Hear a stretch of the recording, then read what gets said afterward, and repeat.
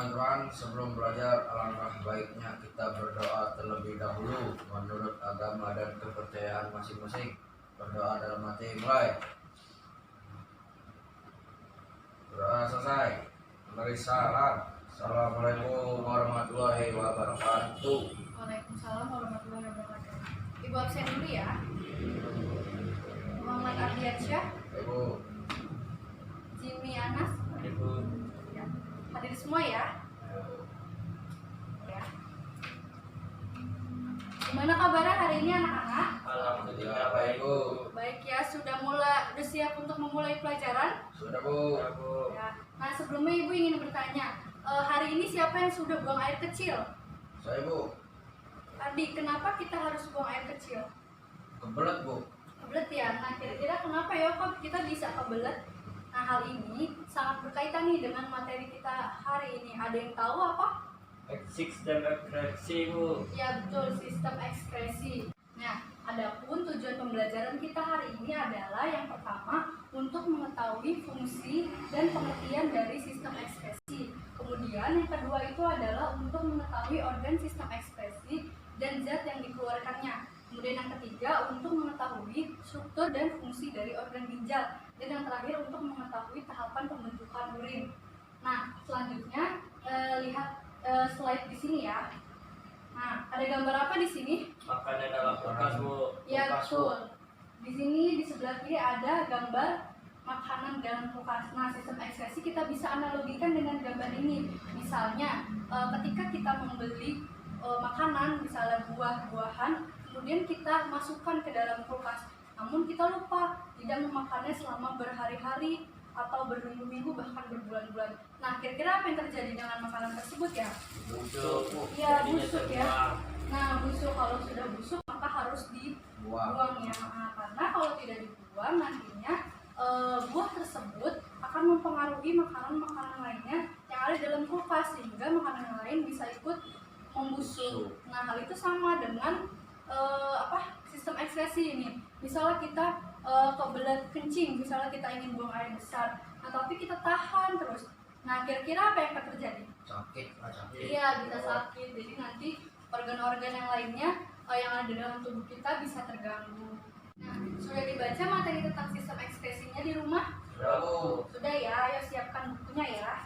Nah, jadi dari hal yang tadi, ada yang tahu apa itu sistem ekskresi? Tahu, Bu. Apa, Jimmy? Pengeluaran zat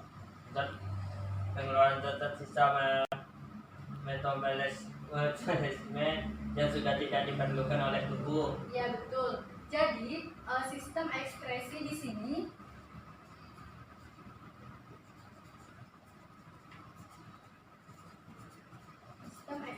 yaitu adalah pengeluaran zat-zat sisa metabolisme yang sudah tidak dibutuhkan lagi oleh tubuh.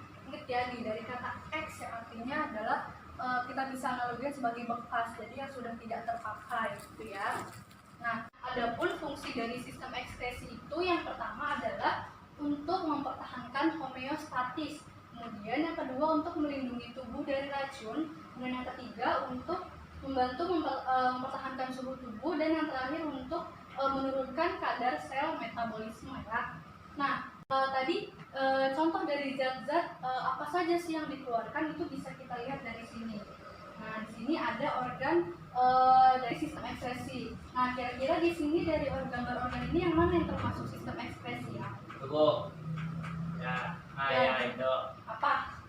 ginjal. Ya, ginjal. Jadi yang pertama adalah ginjal atau bahasa latinnya yaitu rem. Nah, ginjal ini merupakan organ yang paling utama nih yang termasuk dalam sistem ekskresi. Ginjal itu mengeluarkan urin ya. Nah, kemudian yang kedua itu ada kulit atau bahasa latinnya yaitu integumen. Nah, kulit ini mengeluarkan apa?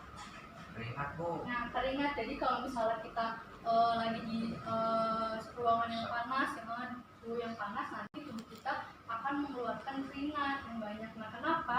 Nanti kita akan bahas ya pada pembelajaran sistem ekspresi di organ kulit. Nah, kemudian yang ketiga itu ada hati, yang artinya atau yang bahasa latinnya hepar. Nanti akan mengeluarkan tebu, dan kemudian ada paru-paru atau pulmo. Nah,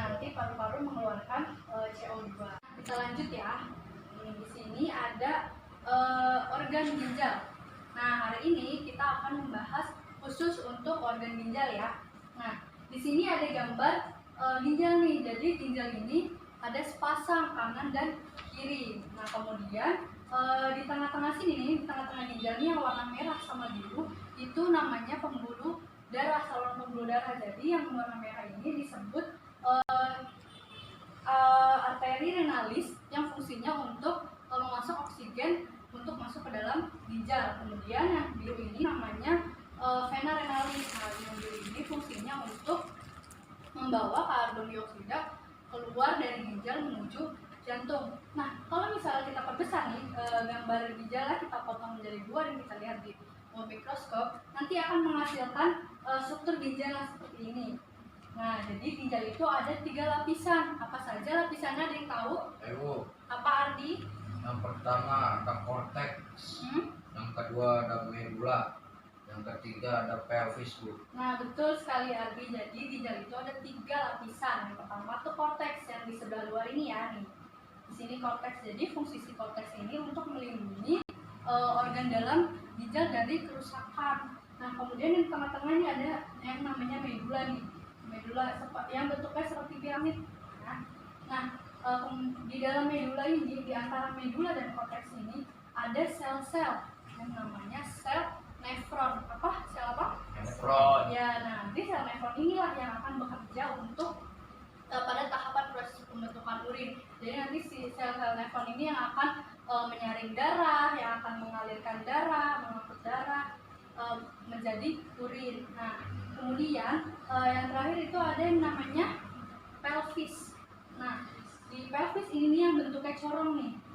Nah, jadi nanti si pelvis ini fungsinya sebagai penampung.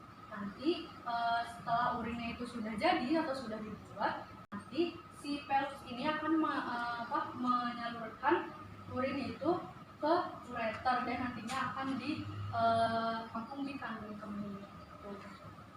Nah, sebelum kita lanjut ke pembahasan selanjutnya, sampai di sini dari materi yang sudah dijelaskan, apakah ada yang ingin bertanya?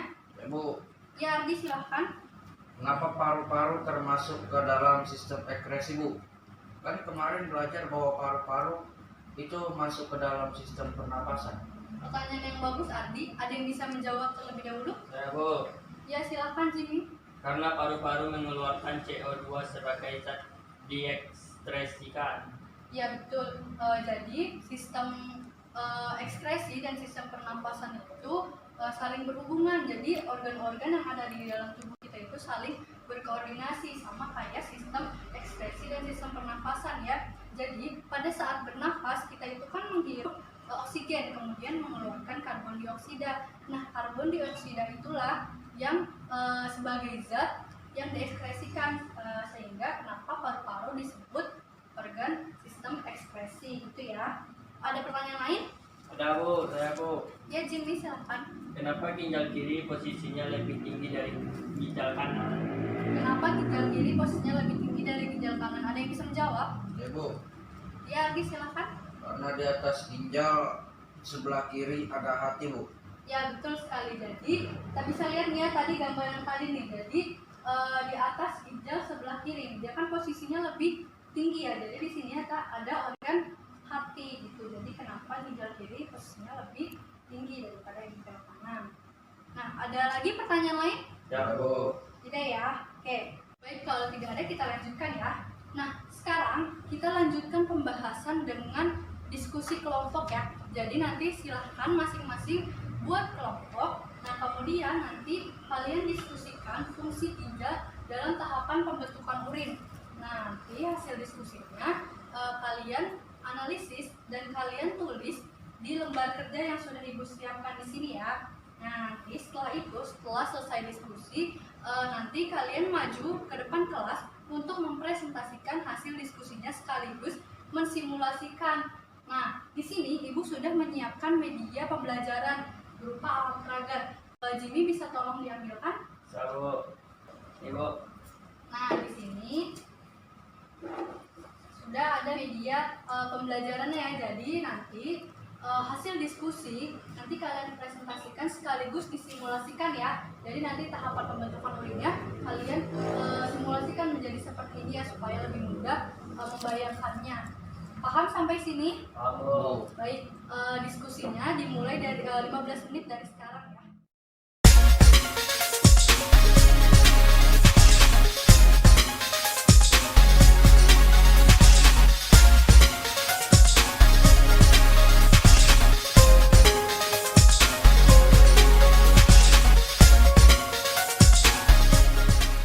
Baik semuanya? Sudah, Bu. Baik, kalau sudah silakan kelompok 1 maju ke depan untuk mempresentasikan sekaligus mensimulasikan hasil diskusinya. Silakan. Assalamualaikum warahmatullahi wabarakatuh. Kami dari kelompok 1 akan mempresentasikan hasil diskusi kami. Jadi tahapan pembentukan urin ada 3. Nah, anggap saja ini sel darah ya. Nah, coba Ji.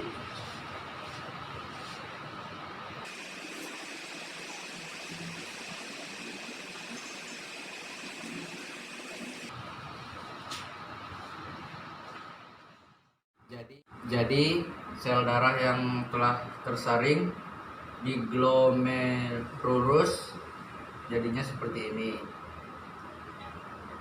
Maaf, kecil.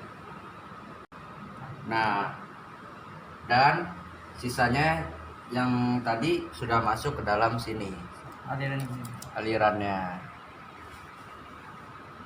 Sekian presentasi dari kami. Wassalamualaikum warahmatullahi wabarakatuh. Terima kasih untuk kelompok 1, beri tepuk tangan dulu untuk kelompok 1. Ya, tadi sudah bagus ya presentasinya. Nah, di sini Ibu ingin sedikit menambahkan ya. Jadi tadi ada 3 tahap pembentukan urin ya. Jadi yang pertama di sini ada filtrasi yang tempatnya itu di glomerulus ya. Tadi kain khasnya sebagai glomerulus. Nah, di situ nanti sel darah merah dan protein itu akan tersaring. Nah, di sini kemudian sisanya seperti urea, garam, ion-ion nanti akan dilanjutkan ke tubulus contortus proximal sebagai reabsorpsi tahapnya ya. Nah, lanjut ke lambung hele dan kemudian yang terakhir diaugmentasi.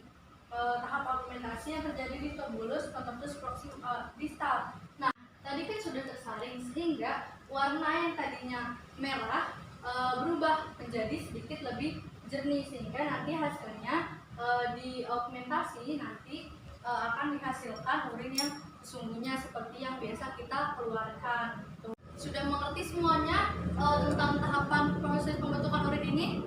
Sudah ya. Nah, baik, sekian materi hari ini. Namun sebelumnya Ibu mau tolong Ardi simpulkan kegiatan pembelajaran kita hari ini. Jadi sistem sekresi adalah pengeluaran zat-zat sisa metabolisme yang sudah tidak diperlukan lagi oleh tubuh. Organ sistem sekresi ada ginjal yang mengeluarkan urin, kulit yang mengeluarkan keringat, hati yang mengeluarkan empedu, dan paru-paru yang mengeluarkan CO2. Ginjal ada 3 lapisan yaitu medula, korteks, dan pelvis. Tahapan pembentukan urin ada filtrasi, reabsorpsi, dan augmentasi. Ya, bagus Ardi. Jadi terima kasih juga kepada kelompok 1 yang tadi sudah menjelaskan.